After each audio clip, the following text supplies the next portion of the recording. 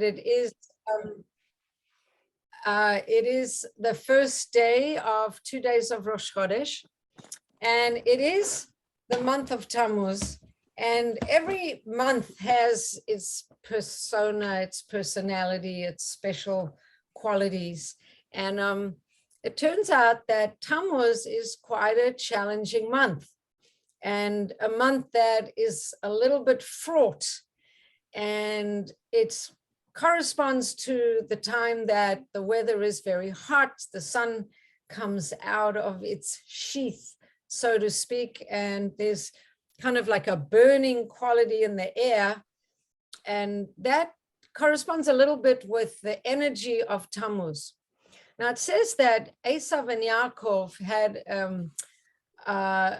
a fight between the two of them. They were both trying to own different months of the year and take dominance over the energies of those months. And the months of Tammuz, of Teves, Tammuz, and Av came under the jurisdiction of Esav. And some of those we won back. I think we won back Teves through spiritual warfare of some kind. Yaakov won it back. We won back half of Av. That's why there's the idea of Menachem Av, that half of Av we won back.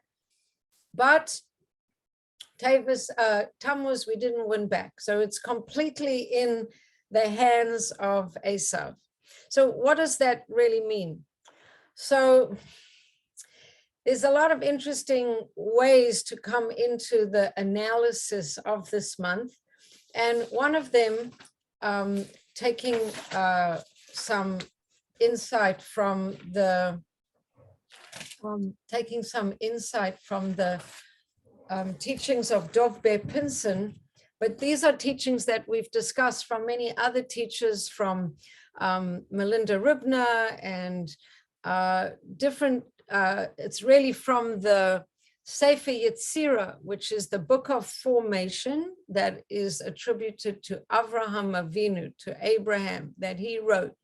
And in this Sefer, apparently this gathering of teachings, Kabbalistic teachings, Avraham Avinu describes, and it's hard for us to imagine Avraham Avinu writing a Sefer, but it's a book that goes back very, very early, the characteristics of each month.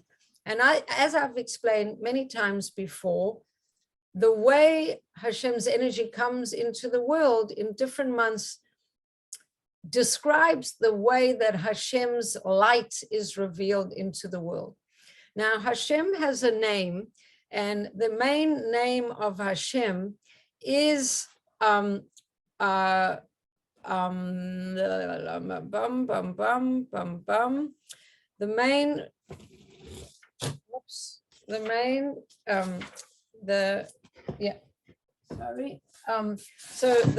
name of Hashem is a 4-letter name, and the way we usually write it is Yud, Hey, Vav, Hey. And this name of Hashem is the divine source of all reality. So the last 3 letters of the name are Hey, Vav, Hey, which create the word Hoveh. Now, Hoveh is the root of this verb means to bring into being, like isness. We talk about being, isness, to be, right? To be or not to be. The first letter of Hashem's name, the Yud, serves as a prefix to the last 3 letters of this word Hoveh, to be. In this way, the Yud modifies the verb to represent a perpetual activity. In other words, the divine name can be understood to mean that which is continuously bringing being into being, right? Because the word Hoveh is kind of to be, isness, and the Yud in front of it is to cause that to happen, that which is continuously bringing being into being. Okay. So this is the name, the ultimate being, the source and substance that is the source of everything that is. This ultimate being doesn't depend on anything else. It gives rise to past, present, and future. Everything comes from this. So these 4 letters, the way that it's comes in its formal way, Yud, Hey, Vav, Hey, I've spoken, every month it's those 4 letters are a little bit different. And the name is the primary source of the other 11 points of light or information included with each month, and therefore can be understood as the spiritual foundation of the entire month. So what's interesting about Tammuz is that usually the name of Hashem is Yud, Hey, Vav, Hey.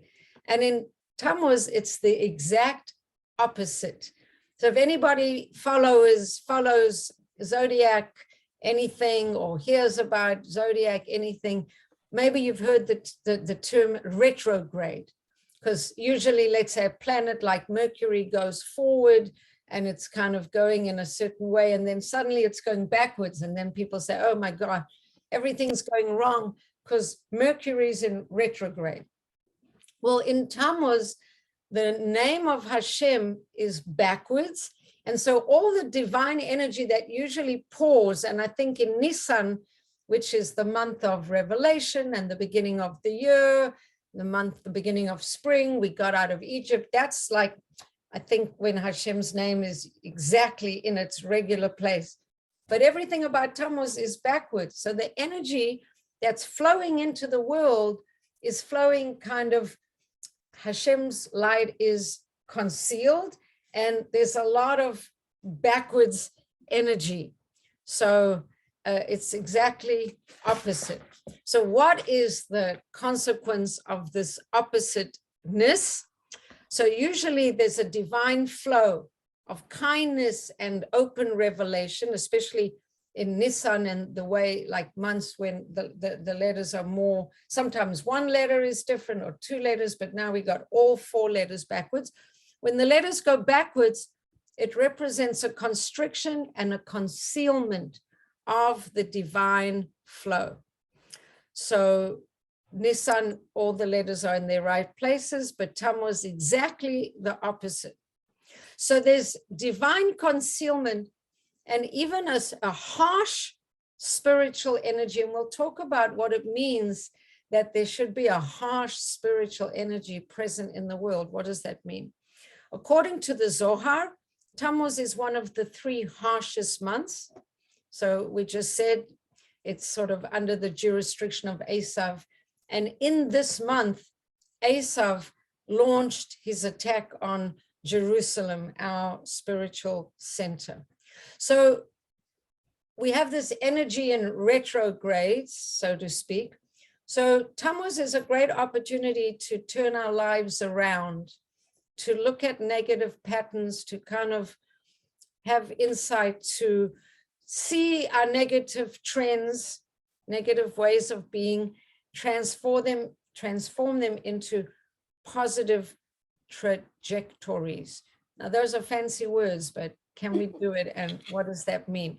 So as we heal ourselves, we realign the divine name, so to speak. And the goal is, as always, there's always the same goal. You're in a desert, and you can see I'm in a desert. The goal is to make the desert bloom. You're in a place of concealment. So the goal is to create revelation. Whenever we're in a place like one way, especially a negative way, so that squeezes us and gives us opportunity to manifest and reveal the exact opposite. So, so that's that. And so what kind of negativities are there in this month that we need to contend with? Well, we already said that in this month, Jerusalem comes under attack. And I also read that, you know, we have quite a few fast days in this month, but apparently the whole month is suitable for fasting in a way, because there's this need for fixing. So let's just come back here and see some more things. We're talking about the hotness of the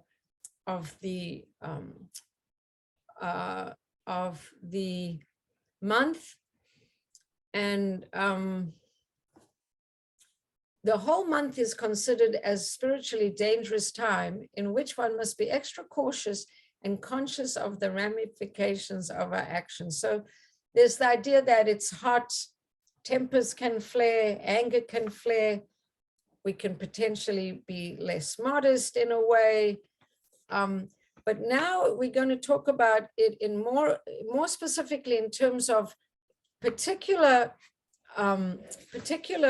qualities of being, and why Tammuz is such a challenge.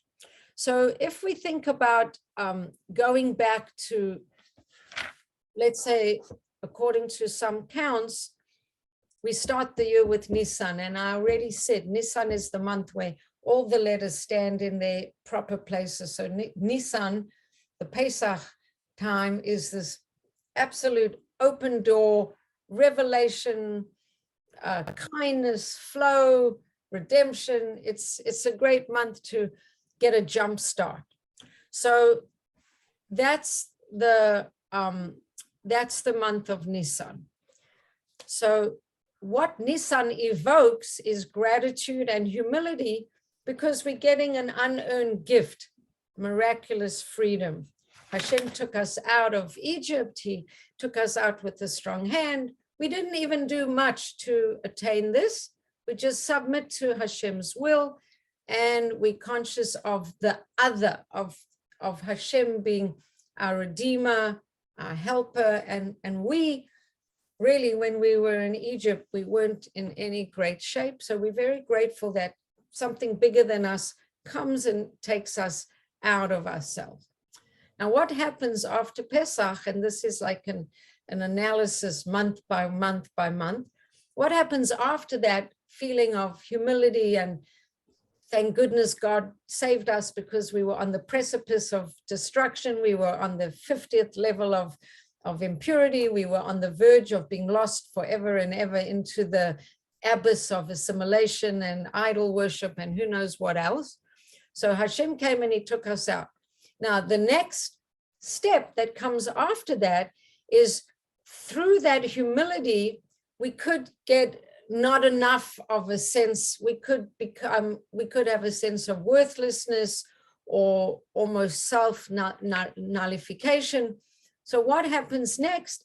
Remember, and I'm sure you do remember because we were all together, we counted the Omer and we start working on ourselves.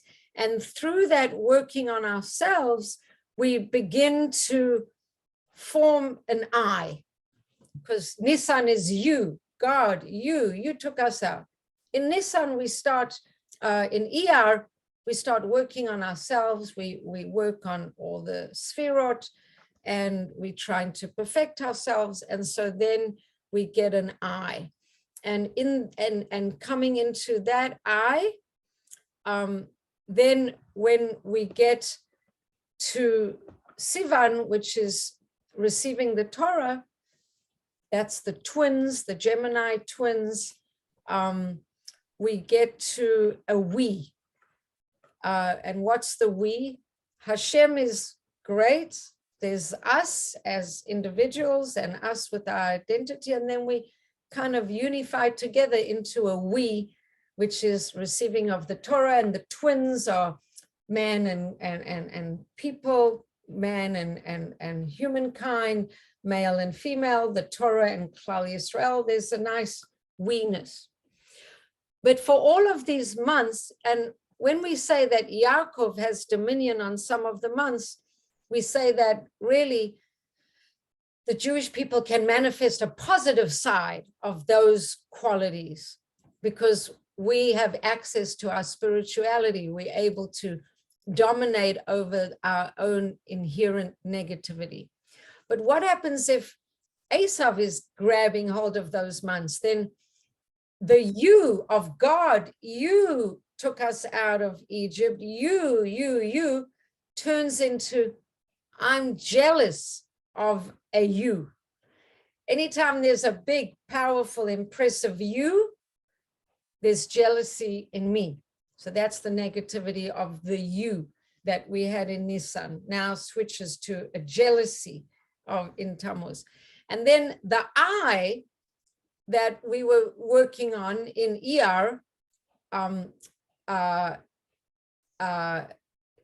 with the counting of the Omer, the I, instead of I'm building myself, I'm working on myself to be in the image of God, I'm perfecting my spiritual qualities. The I is I want, I need, and I want my desires fulfilled. And that's not the best kind of way of being. And then finally, the we that took formation in the twins of Gemini, we have the Torah, God and us are united in the we-ness.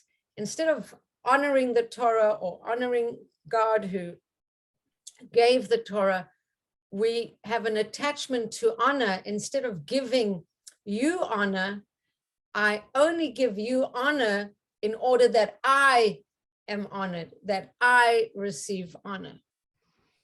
So we've got these aspects. So in Tammuz, we've got kina, jealousy, the you, I'm jealous of you, of anything bigger than me, instead of being grateful to the you that took me out of Egypt. In Av, instead of building my own self to emulate God and be, I'm created in the image of God, instead of that, we have the month of Av, where it's all about what I want, my desires. I want my desires fulfilled. And in Elul, we deal with kavod. Instead of honoring Hashem, and a lot of sins in Elul, which when we start working up to Rosh Hashanah, in Elul, a lot of the sins that we have to atone for are because I was looking out for my own honor. Instead of honoring another and God, I'm looking for my own honor.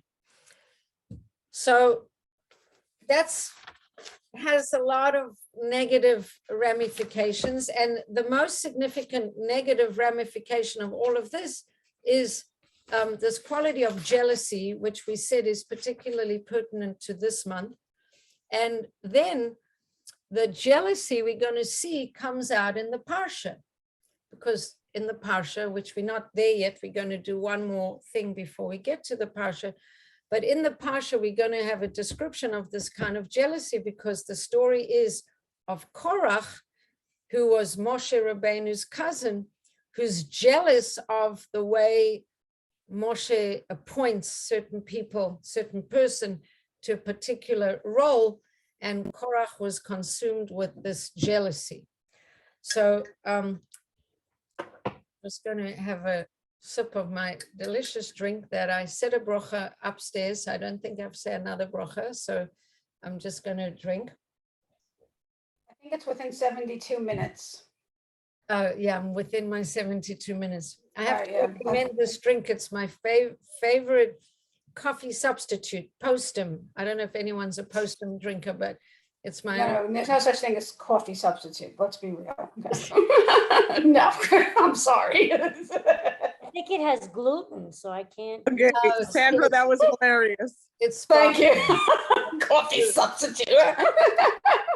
Yeah, it has barley in it. Okay, so I'm learning from Dov Bev Pinson. He has a whole book on the month of Tammuz and the month of Av. Beautiful books. He has these nice hardcover books on all the months of the year. If you want to go into more depth than just superficial reading, he's amazing. So he says that, first of all, we took this idea of the position of Hashem's name, the letters of his name, and we know that all the letters are backwards in Tammuz. And then he says that also corresponding to that, there's a verse that corresponds to the month. And he says the verse is taken out of the story of Purim and Haman. And a verse that Haman says, it's a very interesting verse, because Haman has been elevated to levels of power. He's like a big deal in the court of Achashverosh. He's one of the main advisors to the king. He has a lot of money. He has a lot of power. He has a lot of status. He's got a lot of things. He's got a lot of children. He's got a wife. He's basically can be very happy with his standing in life. But what does he say? He says a verse, Ze eineni shoive li. All of what I have is worthless to me. Why was it all worthless? It was all worthless because Mordechai wouldn't bow down to him.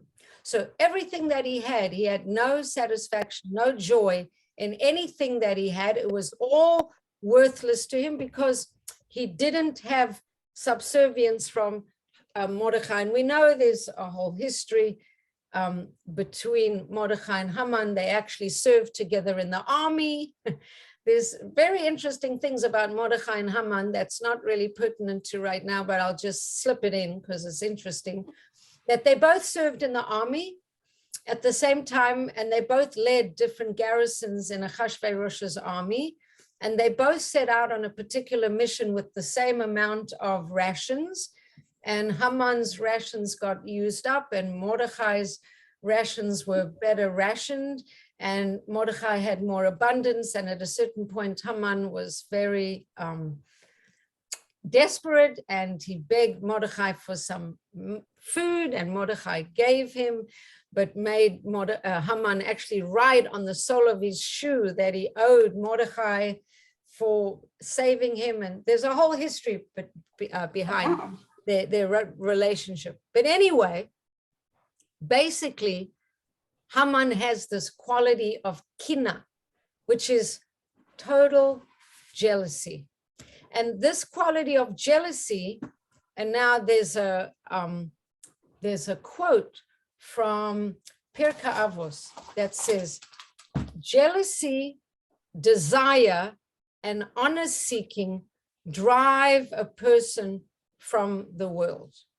So these are like the three worst qualities that we should aim at all costs to avoid: jealousy, desire, and honor-seeking, driving a person from the world. Why? Because these kind of things, you never can fulfill them, and you're always wanting them, and they can literally destroy your life. So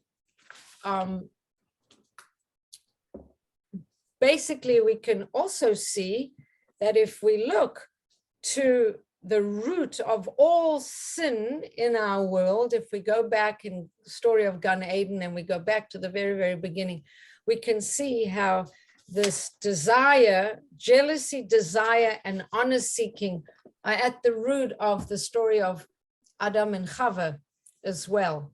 So What about Simon and Levi? Shimon and Levi, Simon and Levi. what Right? about? Did they get like all, jealous of Joseph and they Well, totally over their lives? definitely the brothers were jealous of Joseph, for sure. And that led to us actually, their jealousy and their attempts to, at first they were thinking to murder their brother, and then they changed their plan, but still sold him into slavery because of their jealousy. That led to us being in Egypt for over 200 years in exile. So yes, absolutely. But the root of it goes even more to basics, that when Adam and Chava were in Gan Eden, and they were told that they couldn't eat from the tree of knowledge of good and evil. So the first thing is Chava saw. She saw with her eyes that the tree of knowledge was good for food and pleasing to the eye. desirable for gaining wisdom, she took some and ate. Now, what I didn't say, which I should have said, is that this month is connected to the tribe of Reuven, which is, behold, see, I have a son. And everything about this month is about how we see things. So we spoke last week, it was Parshas Shlach, about the tribes, the Meraglim, the spies, and the way of seeing. So right away, we see that sin starts with her seeing. She saw the tree of knowledge and she wanted it. This is her desire. And Chava had told the snake that she shouldn't eat from the fruit, that Hashem had prohibited it. And then the snake cleverly misleads her and says that Hashem told them not to eat from the tree because Hashem knows that when you eat from it, your eyes will be open and you will be like God, knowing good and evil. And what's the drive if you want to be like God? You're not like God now. You're not godlike. But if you eat this magic mushroom or you eat this magic bean or you eat this magic thing, you will become like God. So what's the evil desire? What are you trying to accomplish out of those three things? Desire, honor, and what did I say the three things are that drive you out of the world? I said Desire, Honor? honor. desire, honor, and jealousy. Right, desire, honor, and jealousy. So wanting to be like God, well, you're looking for honor, right? You could be a God like God. And then the jealousy part is actually, we learn from the Midrash that the snake was jealous over Adam and Chava's relationship and wanted to kind of intervene and break them up. So created a little trouble over there. So these three emotions are kind of at the root of what went wrong in Gan Eden. So if we come now into our Parsha, so we're going to look again at this quality of jealousy and what's going on with it. So basically, just to recap before we go into the Parsha, and this is all connected to the Parsha because the Parsha echoes the themes of the month and the lessons that we have to learn in the month. And in the month of Tammuz, we go to work on seeing things for what they really are, seeing truth, seeing through illusion and confusion and delusion. And last week's Parsha, it was all about that. The spies seeing things, but not with clear vision and with distorted vision and with wrong conceptions, so that everything that they saw was turned into kind of the wrong message. And now we have jealousy. We have the story with Korach and Moshe. So let's just talk about the story. Basically, what happens in the story is that Moshe appoints a man called Elitzaphan to be the prince of the house of Kahat. So it's not just a man and it's not just a rebellion amongst strangers. Kahat has three sons, Amram, Yitzhar, and Uziel. And they all, obviously they're brothers, and the sons of Amram are Moshe and Aaron. The son of Yitzhar is Korach, so Korach and Moshe are first cousins. And the son of Uziel is Elitzaphan. So Moshe and Aaron, Korach and Elitzaphan are all first cousins, and they all have the same grandfather, Kahat. So what happens is that Moshe is a very important person, leader of the generation, and Aaron, his brother, has a lot of chashivas, a lot of importance. The second brother, the second oldest brother is Yitzhar. and Yitzhar's son is Korach. And when it comes time to appoint someone important, Moshe doesn't choose Yitzhar's son, Korach, his first cousin, but he chooses the third eldest brother, Uziel, the younger brother. He chooses his son to be head of Kohat. Okay, this is what triggers Korach into a huge amount of jealousy. And what happens is that because he isn't chosen and he thinks he is supposed to be chosen, he initiates a rebellion against Moshe. So, and again, this idea, jealousy, lust, and honor seeking, remove a person from this world. And another quote about jealousy, I think I might have to mute this. Another quote about jealousy, which is very interesting. King Shlomo teaches that jealousy is a rottenness to our bones.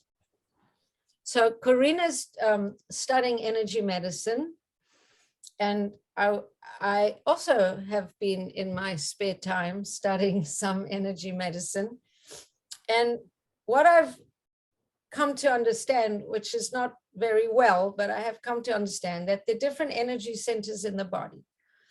There's the energy center of earth, there's the energy center of water, there's the energy center of fire, there's the energy center of air, and then there's the energy center of ether.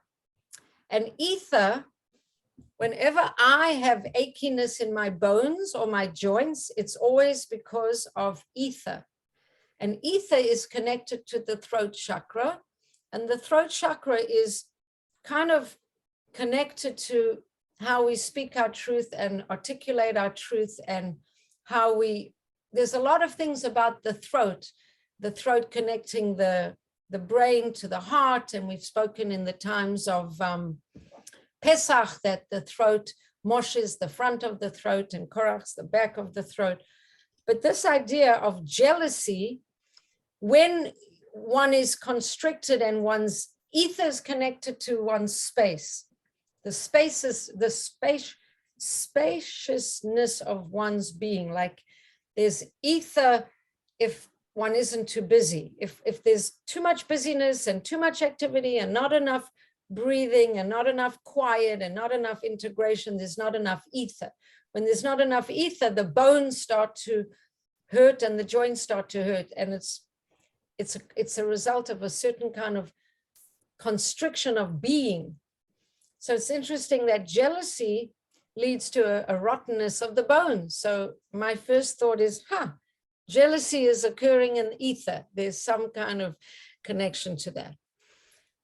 So let's look a little bit more into this idea of Korach and what's going on with Korach.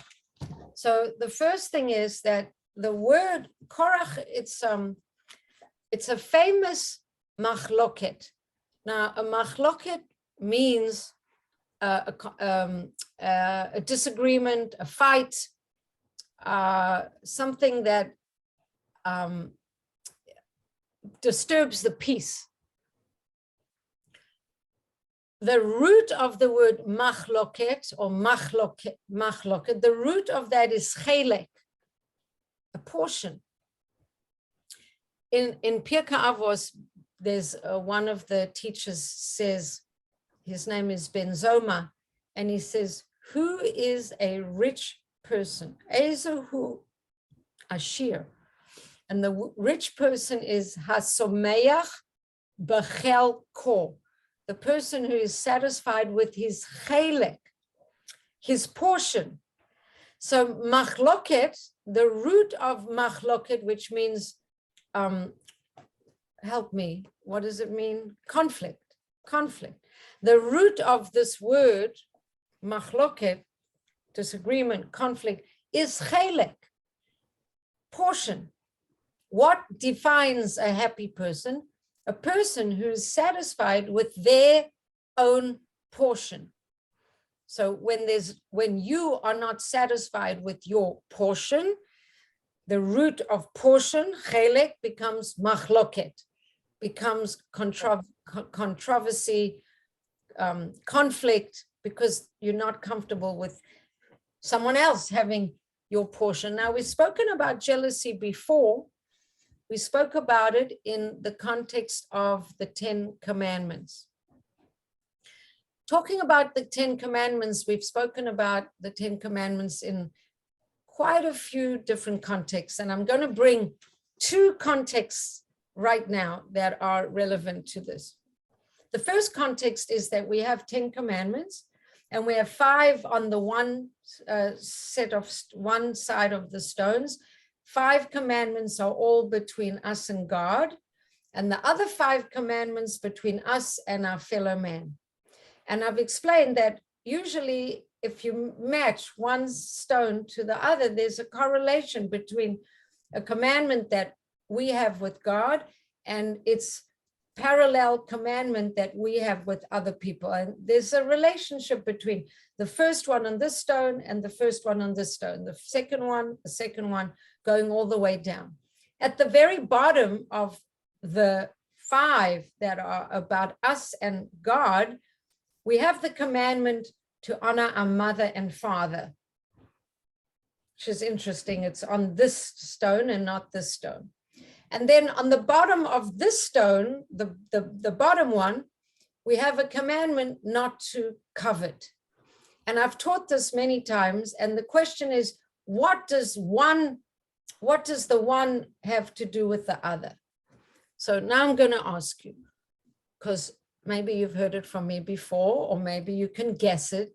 What would be the correlation between do not covet and honor your mother and father? Because I think this is very deep and has a very interesting lesson to teach us. So what's the relationship between do not covet and honor your mother and father? To respect family, the integrity of a family. What's that got to do with not coveting?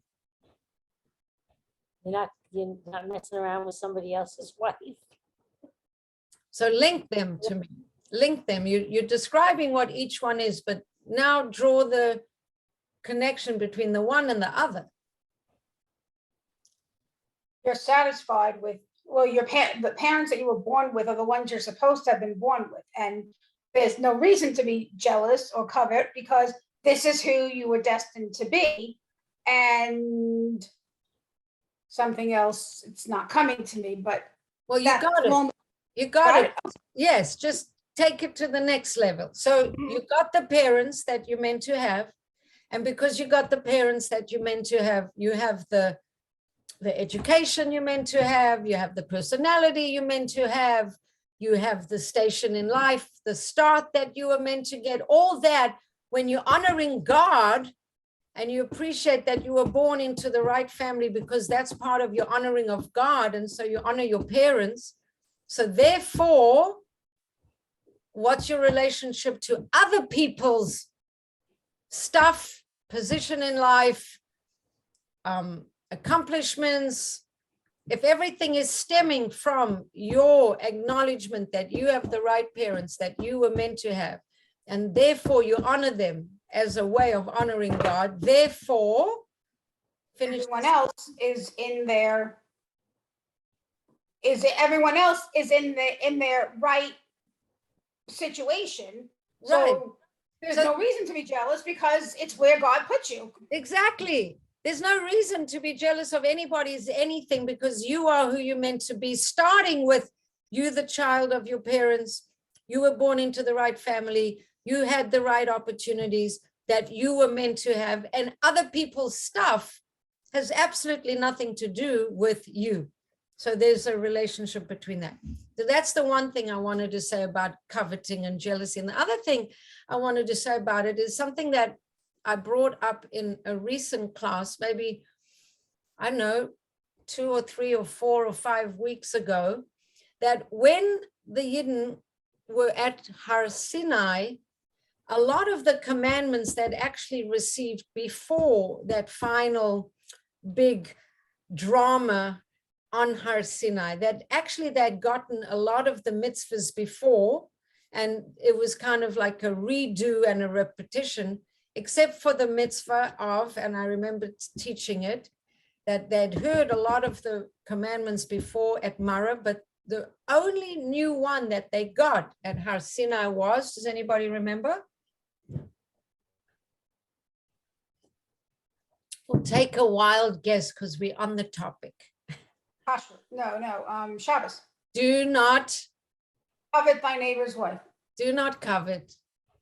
That actually received all the ones before, but that was like the new one that they really got, and it hadn't been given yet. So anyway, talking about do not covet. So the first thing about coveting is we know that it's the root of it is you want the chelek, the portion that is somebody else's. So there's something already off in your way of being. And the funny thing is, Korach institutes a whole rebellion because he's not chosen to be the head of the house of Kahat. But if he hadn't rebelled, actually, he was meant to be the head of the whole house of Levi, which was actually a much bigger and more important honor. But because he jumped the gun and he was pointing his finger and looking at what somebody else got, he ended up being punished. The earth, as we know, opened up, swallowed him whole, and he went down being swallowed by the earth.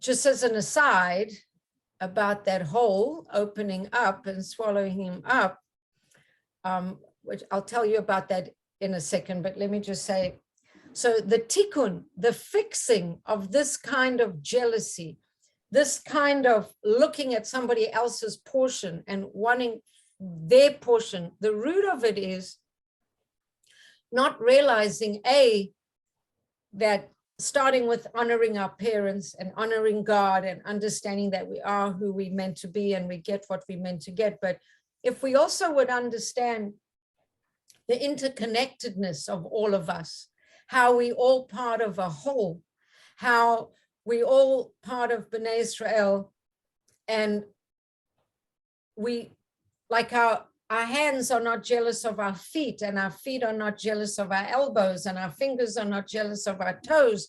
We understand that we're part of a collective and everybody's playing their part.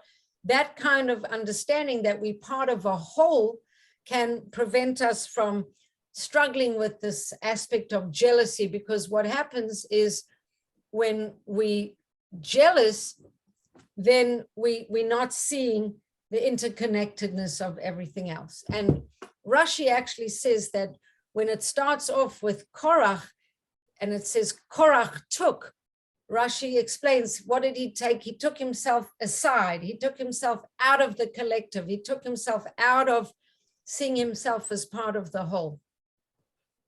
Whenever we take ourselves out of, and this is even true of a relationship, and I just had a little pickle today that I had to sort through. And this fact is very clear to me right now, that when we're in a relationship and we inside the relationship and we're not feeling disconnected from the person or the situation, we inside, then we can find our way into resolution. But when we take ourselves outside of the relationship because we hurt or angry or whatever, and we outside, then there's room for judgment, and there's room for hurt, and there's room for feeling a victim, and all these aspects of sort of negative, constrictive, limited thinking come because we separate.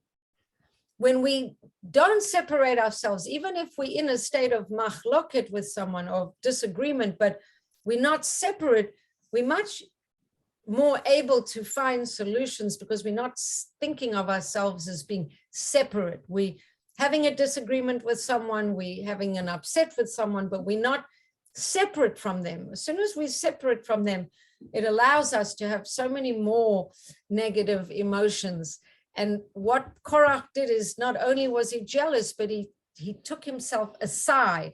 He separated himself. And so he was ready to, risk everything, basically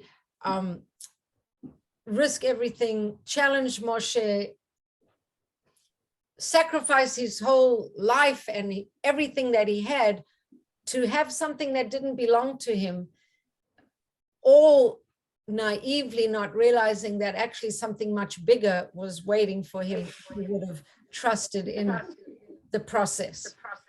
So I just wanted to say one other thing about Korach and the hole that swallowed him up.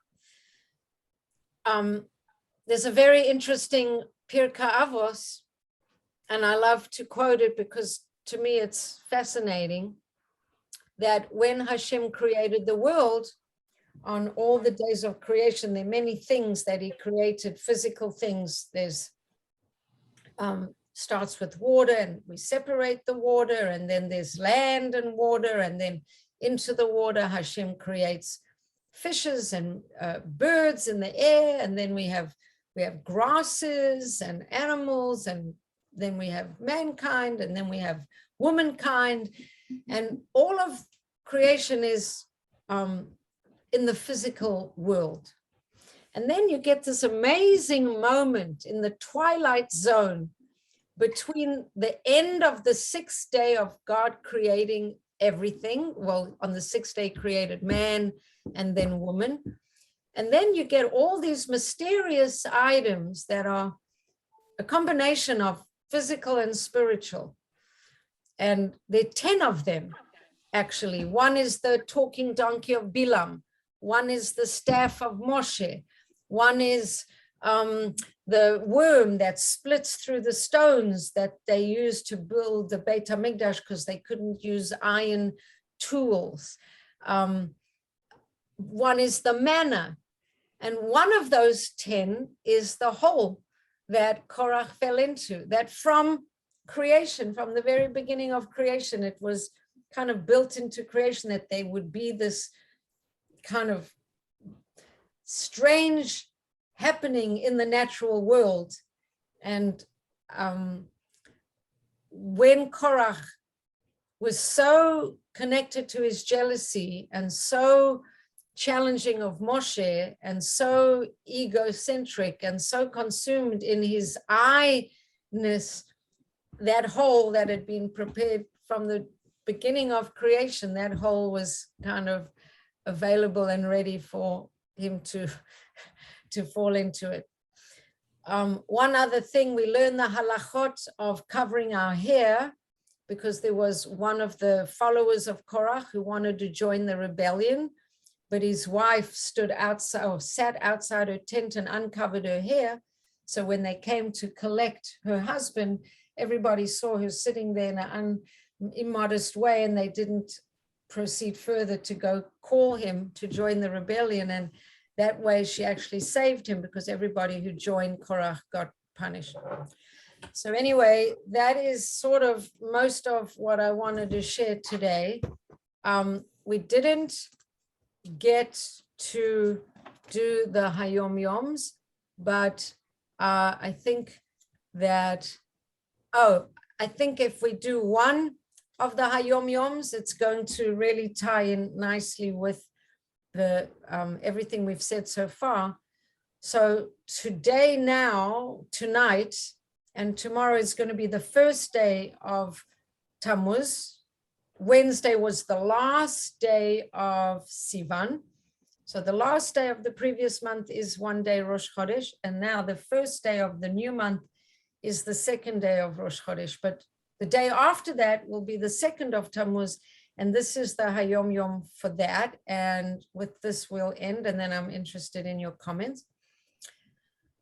The Alter Rebbe writes in his Siddur that it is proper to say before davening, I hereby take upon myself to fulfill the mitzvah of V'ahavta l'reacha kamocha, love your fellow man as yourself. This means that the precept of Avos Yisrael, loving another the way you love yourself, with as much generosity and excuses and bigness of heart, this means that the precept of Avos Yisrael is the entry gate through which a person can pass to stand before Hashem to daven. By merit of that love, the worshiper's prayer is accepted.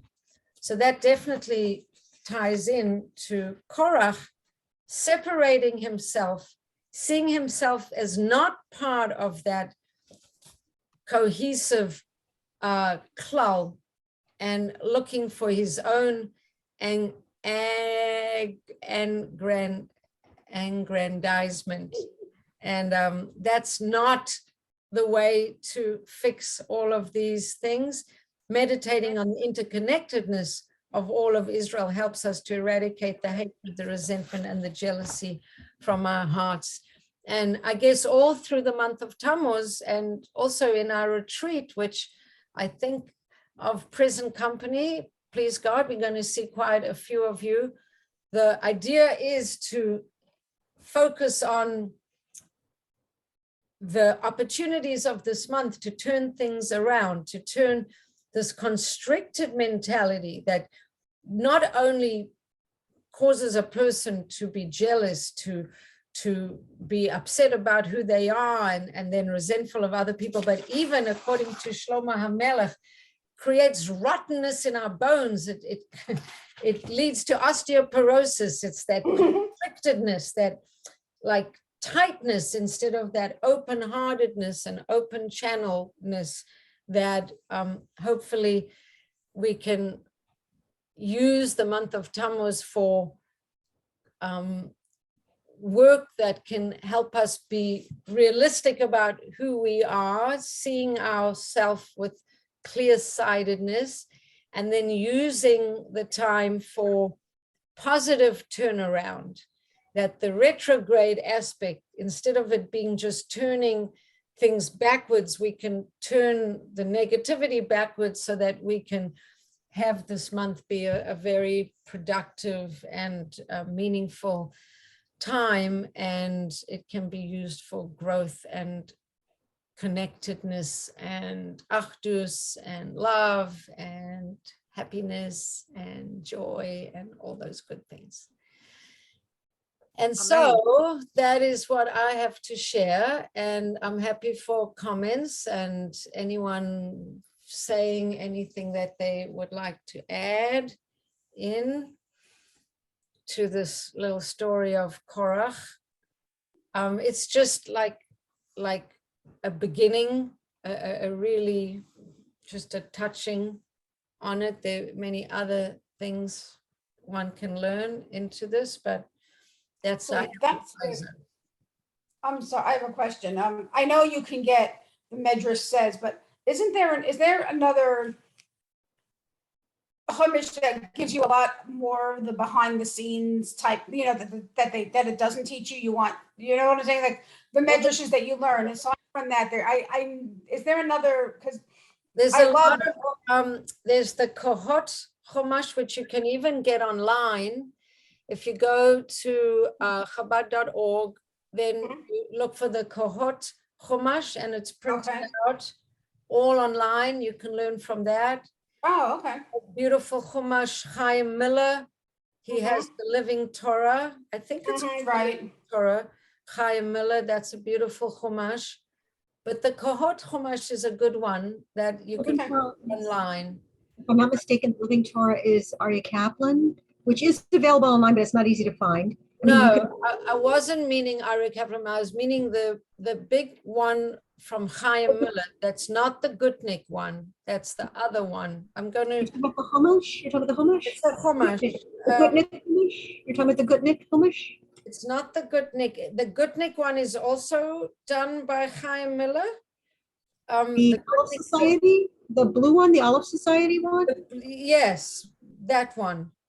I don't know what the name of that is. Good. I'd be surprised if it's also called the same title as Aryeh Kaplan's version. Now, maybe it is. It could be. It's not against the law to do such things. Let's see. books by Chaim Miller. Let's try to see. There's because that Chumash is a really nice. I agree. That's It's an it It's has really- English translations. It's very good, but I'm not seeing. Let's see if we can find it somewhere else. I don't know what the name of it is other than maybe Chumash. But it's not, he did the Chaim Miller, he did the Goodnick one. It's just called Torah, the 5 books of Moses. that makes sense. Yeah. It's $80 on Judaica World. It's $61 on eBay. You can find it. It's a very good Chumash, but I would say the Kohot Chumash is what happened to my Zoom? Yeah. Yeah, you Oh. guys are there. The Kohot Chumash is on Chabad.org. If you look at Parsha in depth and then follow the Oh, cool. things, Okay. and you will find it. Thank you.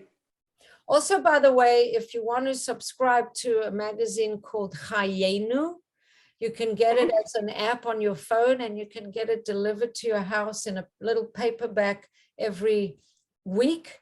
And it has the Chumash, it has the Kohot explanations, it has a lot of interesting things. So I can Cool. send Okay. you the link for that if you want, or I can put it on the chat. Yeah, that would be great. Yeah. Yeah, I'll put the Kohot Chumash link and I'll put the Chayenu. Thank you. Very happy. Thank you. You're very welcome. Okay, so thank you for listening and thank you for being here. And it's I great. wish you a meaningful Tammuz and a Thank you. thoughtful Tammuz. Yes. Now we've all done something in honor of not just learning the Parsha, but in honor of Rosh Chodesh, which is. Oh, yeah. Yes, honor of Rosh Chodesh. And yeah, Chodesh. so l'chaim to a I good, am. Mhm. and yeah, Thank you. okay, Thank- look forward to Mhm. seeing you soon. You too. Thanks. All So the much. Bye-bye. Good night. best. Bye.